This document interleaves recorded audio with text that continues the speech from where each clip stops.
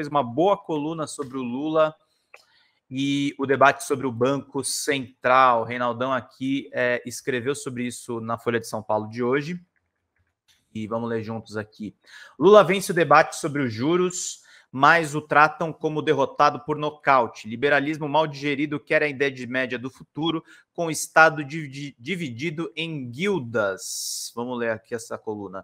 Lula ganhou o debate sobre a taxa de juros, menos nos editoriais, no colunismo e justiça se faça as respectivas coberturas, também no noticiário. Roberto Campos Neto, presidente do Banco Central, surgiu como candidato a genro ou sogro nacionais. É lhamo, suave, educado e sugere alguma introspecção e vida interior. Chegou a anunciar e a pregar a boa vontade, entre aspas, com o governo. Uau! Havendo interesse, procuram saber o que é o quadrado semiótico de Greimas para identificar quem Campos Neto entende ser o doador e o donatário nessa relação. Trata-se de uma concepção de Estado tão absurda que nem errada chega a ser. É mal de uma era, volto ao ponto mais tarde. É muita ousadia para quem não consegue explicar por que temos o maior juro da Terra, inimaginável como a pororoca. Ó, o Lula aqui, nessa foto do Pedro Ladeira. Presidente Lula, durante o evento nesta quinta no Palácio do Planalto, que ele anunciou o retorno das bolsas de estudo, a reformulação do CNPq e da CAPES. Proselitismo que se produziu sobre a questão sugere uma derrota do petista por nocaute. Deixa, em princípio, a economia para a pletora dos expertos, com X. O que me incomoda no que respeita à política é a gritaria autoritária que tenta caçar a palavra do presidente da República, como se o Banco Central fosse a sarça ardente que não pode nem ser mirada, de onde emana a palavra revelada, daquele que não tem nome, é incompatível com a democracia. Ah, mas você criticava Bolsonaro quando atacava o STF, fato, mas se for preciso explicar a diferença, o esforço será inútil. Então, não, adiante. Aliás, eu quero contrastar essa coluna do Reinaldo, o tamanho da sensatez dele em contraposição ao William Vac, que ganhou a capa do Estadão ontem, com uma coluna dizendo que o Lula, no terceiro mandato, é mais rancoroso do que nos 2 primeiros mandatos. Então, para vocês terem uma ideia, se for pau no Lula, você vira capa nos veículos corporativos. Se você disser a verdade, como o Reinaldo Azevedo está fazendo nessa coluna, você vira uma coluninha ali escondida. Num seminário do BTG Pactual, uma trinca de ouro do mercado sustentou na quarta, dia 15 de fevereiro, que a meta de inflação perseguida pelo BC é inatingível. Refiro-me a Luiz Stuhlberg, da Verde Asset, Rogério Xavier, da SPX Capital, e o mais enfático, o André Jakurski, da JGP. Não estou os listando como pessoas que endossam minhas opiniões. Lembro do caso do Stuhlberger. Sua opinião sobre a PEC da transição pautou toda a imprensa e eu discordei de tudo.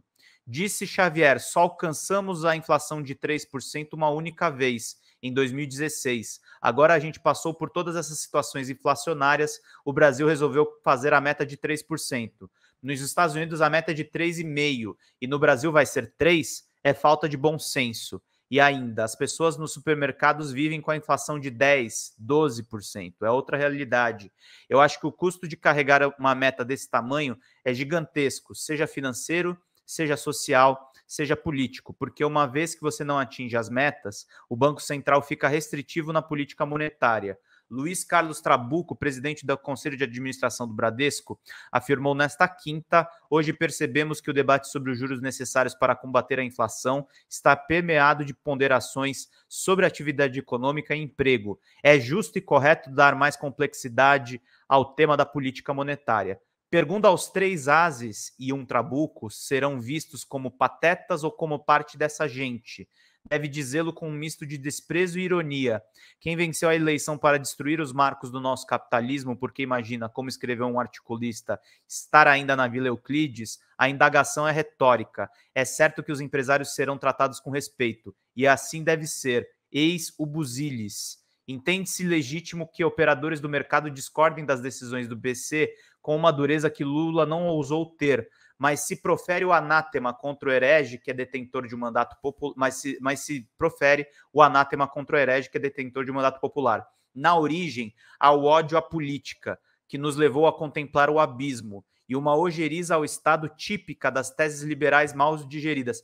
Cara, eu tô boquiaberto. O Reinaldo ainda se define como um liberal e cada vez menos ele se comporta como um liberal. Aliás, deixa eu mudar aqui rapidinho. Ele cada vez menos se comporta como um liberal. Ele está virando um crítico do liberalismo. Daqui a pouco eu estou falando, seja bem-vindo aí, companheiro Reinaldo Azevedo. Ambicionam vê-lo fracionado em autarquias independentes, entre aspas, em nome da eficiência. Trata-se de uma reedição das guildas medievais. Cultuam uma outra Idade Média situada no futuro, não no passado, com metaverso e chat GPT. Não que fossem me convidar, mas me recuso a participar de uma arruaça intelectual de quinta série de Chicago. Lula tomou para si a responsabilidade política de acusar a nudez do rei autônomo. As democracias aposentaram o monarca absolutista e alçaram ao poder pelo voto os antigos bobos que de burro nada tinham. Leiam O Bobo, de Alexandre Herculano. E o fizeram para que rompesse silêncios e falsos consensos de cortesãos.